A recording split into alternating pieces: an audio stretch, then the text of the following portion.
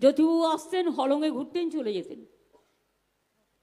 আমি তো গেলে চা বাগানের ড্রেস পরে চা পাতাও তুলি, চায়ের দোকানেও যাই, মানুষের বাড়িতেও যাই, মন্দিরেও যাই, মসজিদেও যাই, গুরুদ্বারাও যাই, গির্জায়ও যাই, ধামসা মাদলও বাজাই, আদিবাসী মেয়েদের সাথে নৃত্যও করি, আর বাংলার সংস্কৃতি, রাজবংশী ভাই বোনেদের সংস্কৃতি, ভাওয়াইয়া সবটাই করি।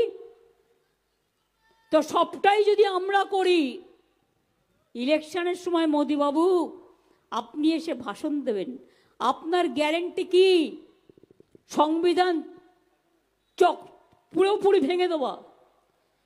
আম্বেদকরের নাম যাতে না থাকে, বিরসা মুন্ডার নাম যাতে না থাকে, গান্ধীজির নাম যাতে না থাকে, নেতাজির নাম যাতে না থাকে, রবীন্দ্রনাথের নাম যাতে না থাকে, নজরুলের নাম যাতে না থাকে, পঞ্চানন বর্মার নাম যাতে না থাকে, আরও বিশিষ্ট অনেক মানুষ আছে বিভিন্ন জেলায়, সংস্কৃতিপ্রেমী মানুষ।